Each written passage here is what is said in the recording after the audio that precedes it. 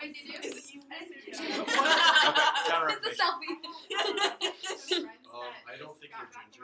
They saw forest like with the Narnia short Yep. film? There's like and that's where they filmed it. Oh, yeah, cool. It's the cobbler in my hair. Okay, so let's take a look here. Counter Reformation. So this is the Catholic Church's direct pushback against Martin Luther and the Protestants. Now, again, Martin Luther is not acting by himself here. In the video that we've been watching, he is the primary character. There's a couple others. One of the guys that's accompanying him on the trip to Leipzig that we were in the middle of that debate with John Eck. His name is Melanchthon, and Melanchthon is going to take a lot of Luther's ideas and spread them even further. There's also John Calvin, Ulrich Zwingli, other reformers that are doing things in other parts of Europe. We tend to focus mostly on Martin Luther because he is the kind of the biggest name in all of this, but others are doing similar things. Tetzel was working for the Catholic Church. Yeah, he was just trying to make a buck by selling indulgences, and But they said he wasn't supposed to be. well, that was The big guy with the that was Wittenberg. They did not allow him to do it within their community there, so they told him you can go do it somewhere else, which he did across the river, but they didn't want him doing it there. Why did they want him doing it in Wittenberg? Because they were already selling there. They were selling their own. No, it had nothing to do with Luther. It was the fact they were selling their own, and if Tetzel came in, the guys at Wittenberg were not going to be collecting the money off of any of Tetzel's sales. But then they get angry because the people were going across the river. Right. They were getting angry because they did not agree with Tetzel. They did not agree with, they mostly didn't like the fact their money was leaving their own area, their own little village. And so, going back here to the pushback of the Catholic Church. This is 1540. When did Martin Luther nail his thesis to the door of Wittenberg? 1533. 38. 37. 36. Before that. 71. This is the 500th anniversary this year. 1517. There we go, 1517. So do the math here real quick. How long did it take the Catholic Church to respond to Martin Luther? 500 Long years. time. 33 years. 500 23 years. 3 years. 23. 23, there we go. 23 years. Okay. 23 years between the time where Martin Luther began all of this to the time where the Catholic Church comes up with an organized response to him. And there are a couple reasons for that. First of all, we have the Catholic Church is not really sure whether to take him seriously. I believe they underestimated the people's response to Luther. And by the time that they get down here at 1540, there are a lot of people that have followed Luther and they've already made up their mind. And so the Catholic Church is a little bit behind in all of this. And they're going to need to pick up the pace if they're wanting any chance at getting people back. Now, one of the ways that they do this to try to encourage people to come back is that they allow a man by the name of Ignatius Loyola to begin a group known as the Society of Jesus. The nickname for the Society of Jesus are the Jesuits. There are still Jesuit groups that exist today, however, in a different form than what we see under the leadership of Loyola. So, official name is the Society of Jesus. Nickname is the Jesuits. Started by Ignatius Loyola.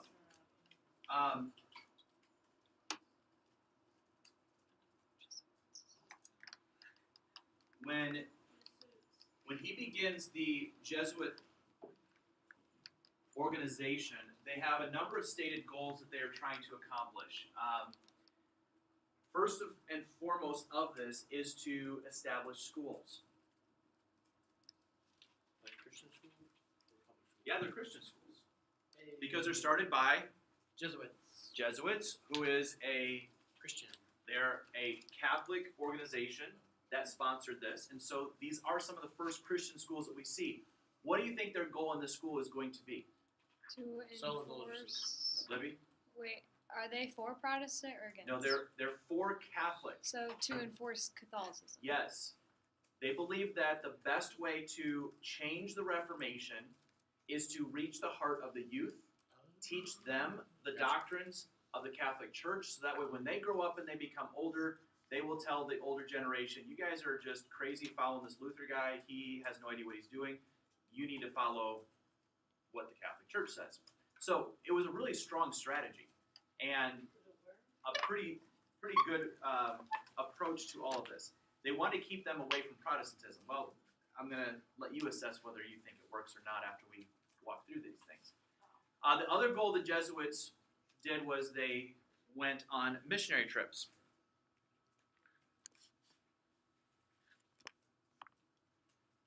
So they got guys that they thought would be good at sharing the gospel around the world. They sent them on missionary journeys. So this is one of those areas where history does intertwine with itself. The Ignatius Loyola are sending out missionaries. Where are we going to send them? Any ideas of what parts of the world are currently being explored? Libby? Well, would they send it to like where there was Protestantism? China. Some maybe did, Those are like not quite so much. Okay. They're going to focus less on the Protestants and more on different groups. Is it like over in the Middle East and like China and stuff? There would be some there. So I want to put this into, okay, let's think here timeline-wise. We're in 1540. 1540. What happened in 1492? Columbus sailed the ocean. Columbus discovered this section of our wall. Yeah. Forgot the stool behind me. Columbus discovered this section of the wall. Oh, And so, therefore, what are countries in Europe trying to do between 1492 and 1540? Go there and Claim make their lands. ideas. Yes, so they're going there trying to claim land. Now, they're not only going here, but they're They also kill going to parts of Africa. They're going to parts of India. They are going all over anywhere that this blue stuff touches the green stuff. They are sailing all over the world. It's called the Silly. Age of Exploration.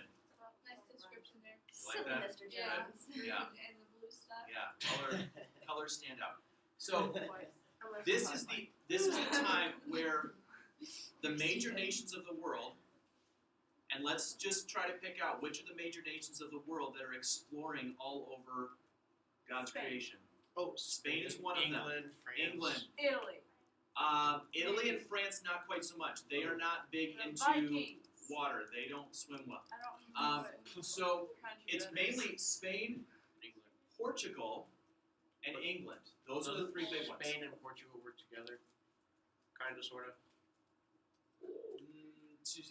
Not a whole lot. Spain and Portugal are going to be rivals here, and they're both competing for land and territory. In South Africa. South America. Yeah. So, how are we going to get these missionaries to all parts of the world to reach the natives, like you mentioned? Indulgences. Nope. Money. Transportation-wise, Oh, boats. boats. Okay. So we're going to put these Jesuit Planes. missionaries on board the explorers' boats. They don't know whether they're going to come back or not. They don't know who they're going to encounter. And so, which of the countries you mentioned earlier is Catholic? Spain. They put Jesuit missionaries on the Spanish ships. The Spanish are very influential in exploring this section of the New World. And so what do the Jesuit missionaries do when they get there? Set up churches. Set up churches. This is why most of this part of the world is still Catholic today, and why if you go there and explore some of the ancient ruins, you'll find many of the old Catholic churches that were established in the 1500s and 1600s. It's because of this right here. Yep. So with the Incas and stuff like that, did they make them go to churches? They tried to convert them. Incas were not real friendly to that. But yeah, they did try. Many of the South American Indian tribes were, there were groups that were converted. If they could not convert them, they would still build a church for the explorers, so that way the explorers would not be missing out on the sacraments and therefore losing out on an opportunity for heaven. So missionary efforts were the second goal. The third one is their political agenda. So we start off approaching the youth of these countries, setting up schools. We also reach out to the natives for the newly explored lands that we are reaching out toward. And the third area we're going to look at here is we're going to look at the kings across Europe.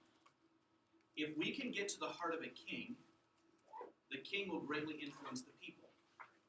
So the Jesuits trained people in political matters to try to get them to weasel their way into the king's favor. Perhaps to get an appointment in the king's court. And if you can become good friends with a king, let's just say you're going to become friends with the king of Italy or Switzerland or France. Hang on. It's okay, it's still living. If you become friends with the king of France and he trusts you and you say, you know what, I really think we ought to listen to the Pope on this one. He's going to take that advice. And so that's their approach of, let's get ourselves in good with the kings, and therefore we can influence them for our political reasons. The poor kings. You feel like they're being manipulated? Yes, that's horrible. Like they think that they're their good friends, and then they're totally backstabbing them because they have different motives. Yeah, know who your friends are. If you go into politics, know who your friends are. I don't plan on going into politics. I don't want to deal with people. Good luck with that. That's too many people. So the Jesuits here, their bottom line, ultimate goal is to fight Protestantism anywhere it exists. They're going to use these three areas, these three methods, through schools, missionaries, and politics to try to accomplish that. But this would be like their purpose statement or mission statement here. Fight Protestantism wherever it exists. They probably had bumper stickers made.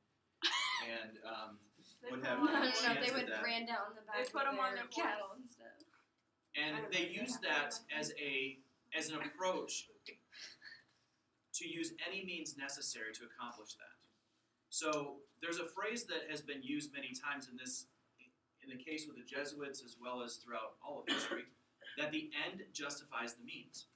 So they would take that approach where they would say, well, as long as we accomplish a good goal, it doesn't matter by what means we do that. Would you agree with that statement, that the end justifies the means? So No. that could mean that we compromise some of our other beliefs in order to accomplish a good goal at the end. No. Do you agree with that? No. Why not? People cry. Becca. Because the Bible actually talks about so if you do good things, obviously Christ wants you to treat other people well and do community service, for example.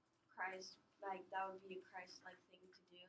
But if your heart isn't in the right spot, and if you're only doing it because you want the attention or because you're gonna get something out of it, that's the means. And if that's not right, then it doesn't matter if the end goal of that community, helping the community, is right. Haley? So the Catholics, they believe in what's the Paul? Is that Paul that they think was the first Peter. Pope or Peter? Yeah. So he was a follower of Christ. So he was a close friend of Christ, and his teachings would have been similar because he learned from Jesus. And Jesus teaches us that we need to be kind to others and we need to be correcting of them, but in a loving way. And the way they are taking things, they're saying that anything they do justifies because they want to, but it doesn't. Okay. So one of the things that they would do is that they would look at their political agenda and they would see that they have a Jesuit that's really good friends with the second in command in a particular country. And so they would send in certain undercover assassins to get rid of the first in command or to get rid of the king, and they would do away with him in order to bring up a new king who was good friends with the Jesuits, and therefore accomplish a stronger, greater purpose by committing a Crime. crime against the sacraments, crime against the Ten Commandments. Justin?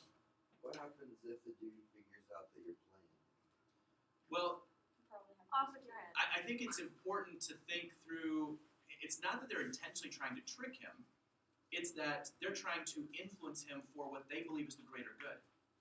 Because keep in mind what we know about the Catholic Church. They're strongly believing in the fact that you have to perform the sacraments. You have to be in good standing with the church in order to go to heaven. So their thought is, all right, we sacrifice one guy in order to save the multitude of people in that nation by giving them the gift of the Catholic Church. That's their end justifies the means rationale. So when they are trying to influence the other political leader, they're trying to steer him in a direction that will help save the nation. It's kind of like when we go out and we share the gospel with our neighbor.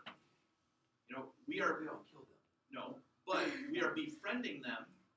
We are taking interest in their life, not for manipulation, but because we really care about them. And then we are sharing with them, hey, God loves you, and there is a eternal destiny we all are headed toward.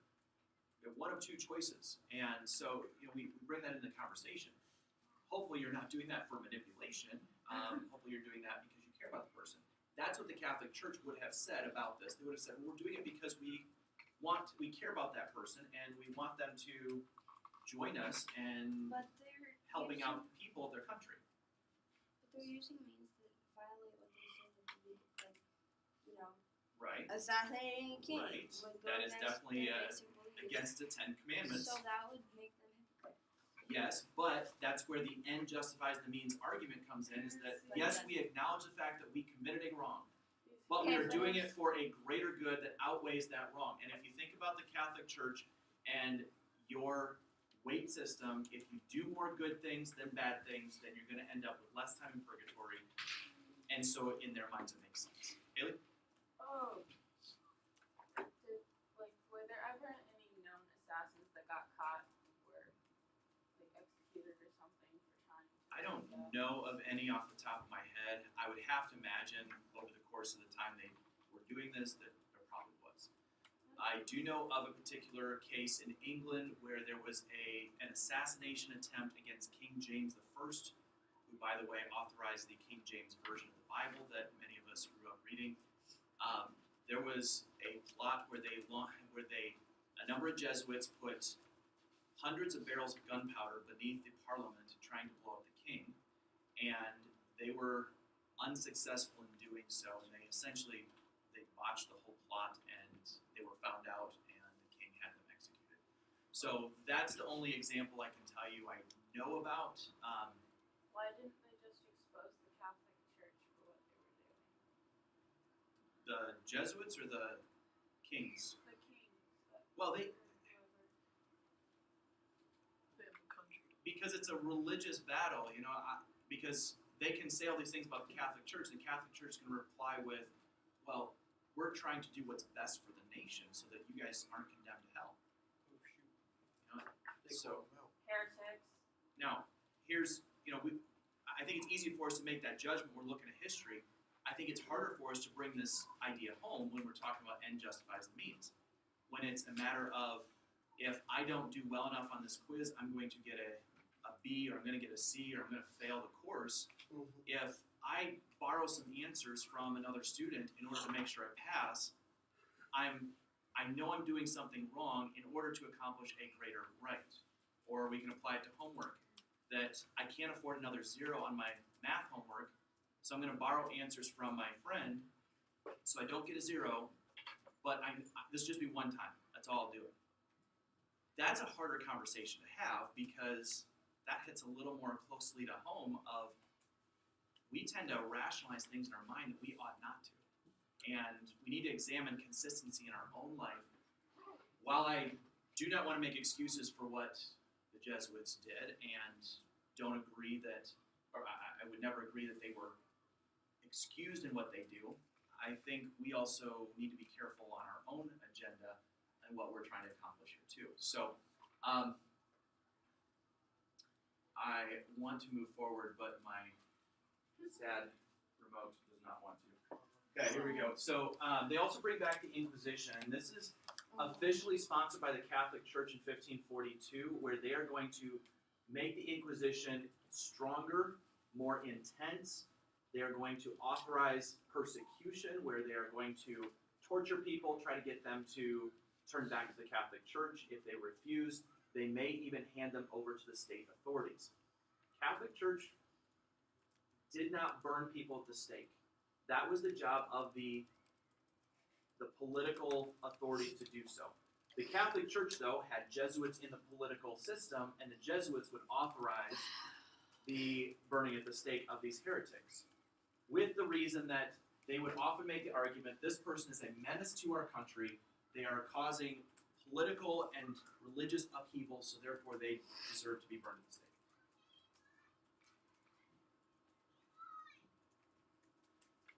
The Catholic Church responded as well with a censorship of printed material. They did not like the fact that people were reading for themselves. Because some of that reading was dangerous in the minds of many of the Catholic scholars, and you see that a little bit in the Luther video we've watched, where they believe that the common people are not smart enough or intelligent enough to understand it for themselves. Jan? Isn't this like what happened a while ago when they took like everyone's Bibles because they said they had to check it for like make sure it's accurate? Mm-hmm. It's a very similar idea. This one, though, they're going to go further than just Bibles. They are going to censor all printed materials. Now, that does not mean they take it all. That just means that they have a list of approved and unapproved books, and that was actually an official name, is the Index of Forbidden Books. So it's like what Hitler did? Yeah, Hitler did a very similar thing in Germany. Yeah.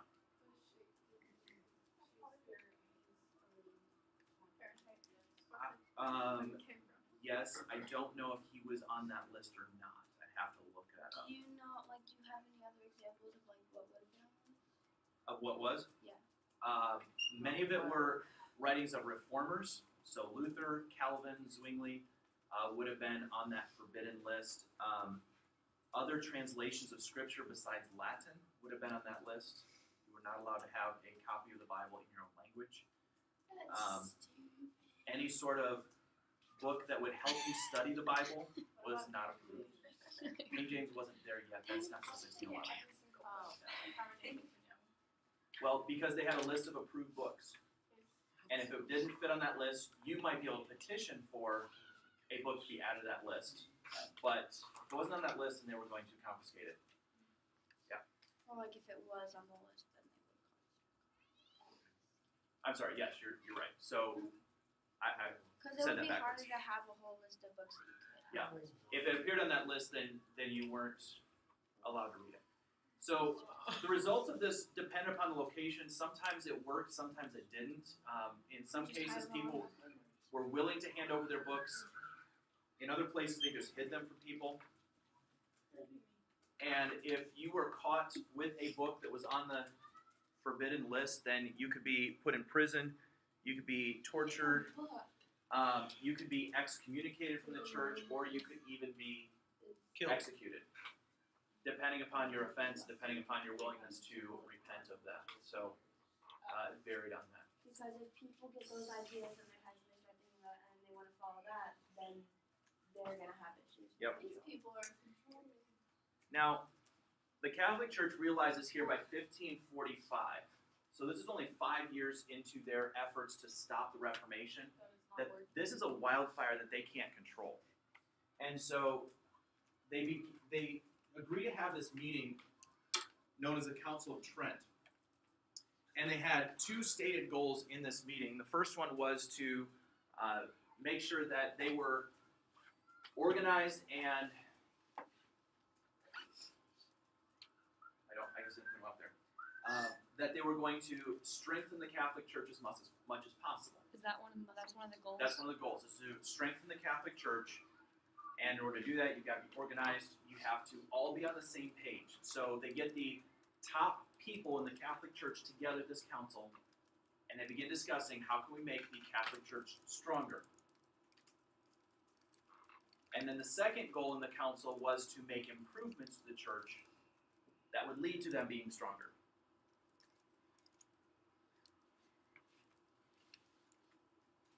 So as a result of their meeting, these are some of the things that happened. They decided to attack the inconsistency and the corruption that was happening in the church. So there were some areas of reform that they decided needed to happen. They could not continue with the way things were because people were upset that the Catholic Church was getting away with corruption. There are two types of corruption that are up there on the board for you. The first one is simony. Simony is where you sell church positions to people.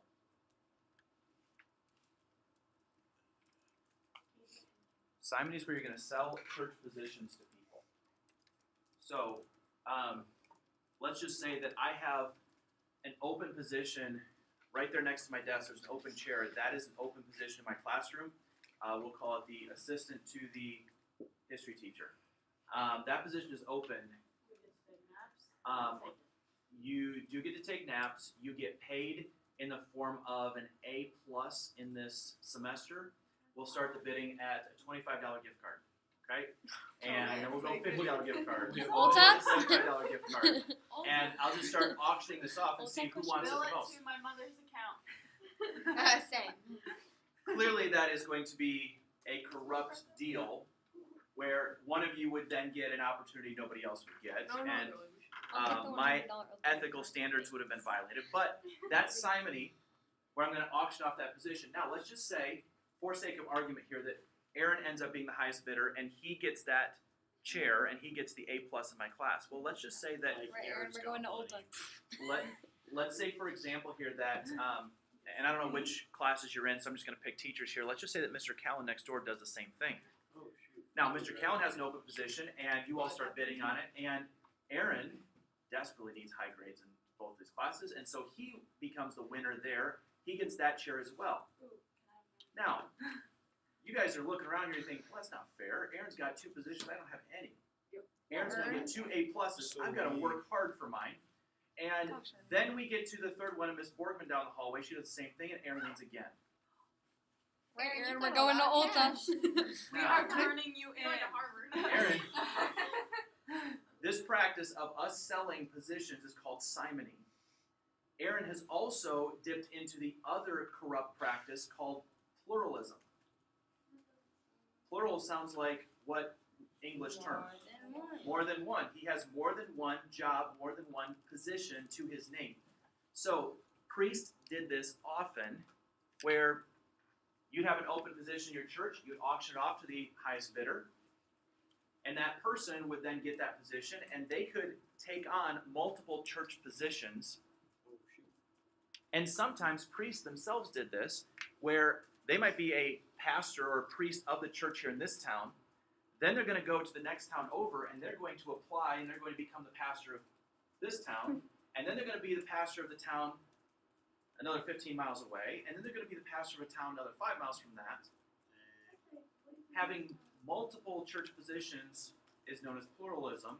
And what's going to be the problem if you have the same guy doing 5 or 6 churches? He can't It's not go gonna to get church done. on he can go to 5 church on Sunday morning. That leads to absenteeism, meaning that he is not in the position, not in the pulpit, he is not reaching out to the people like he needs to be. And they don't have like assistants to help them out quite as much as what some churches today do. There are some monks there, but if you get one of those positions, you're typically going to be educated and you're going to be the guy that everybody goes to. There might be some monks there to help, but they're not going to have the same leadership abilities. What this guy's doing, he is collecting essentially 4 or 5 salaries for himself. Because he gets paid for every one of those positions. That's a corrupt practice. And the Catholic Church says, okay, we got to stop that. People see that. They know that we're just collecting all that money.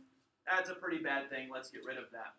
And there was another one, by the way, and this one doesn't necessarily need to go in your notes, but it was called sacerdotal concubinage. Wait, what? That is a fun college-level term for you. Whoa, how do you spell bondage?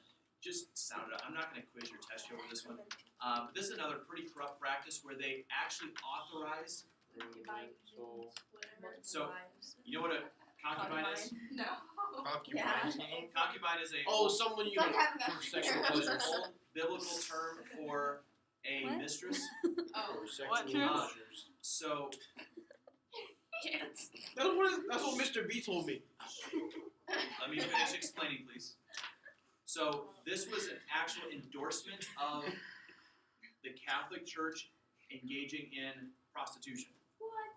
And Technically. they authorized it because they said, well, they can't get married and this is going on anyway, so we might as well just bless it and say, okay, we're going to sweep it under the rug, it's going to be covered. They brought this up to the council and they said, yeah, no more, you can't do that. That's just really, really bad.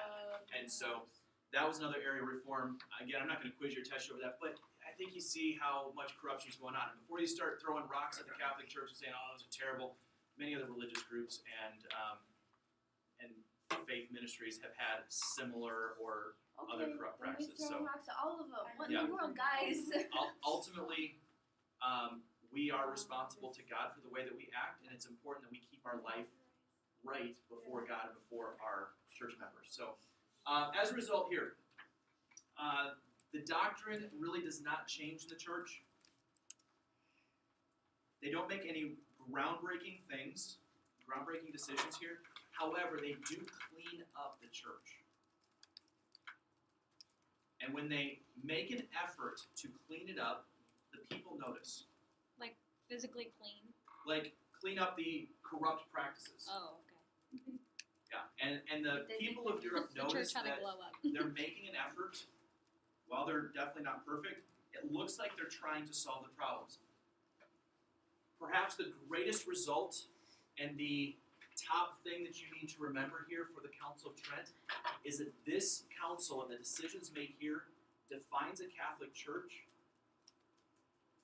and what it's going to look like for the next several hundred years. So oftentimes in the Catholic Church position, they will refer back to the Council of Trent because they made decisions that will define who the Catholic Church is, how they're going to operate, things that are allowed, things that are not allowed at the Council of Trent. The Council of Trent.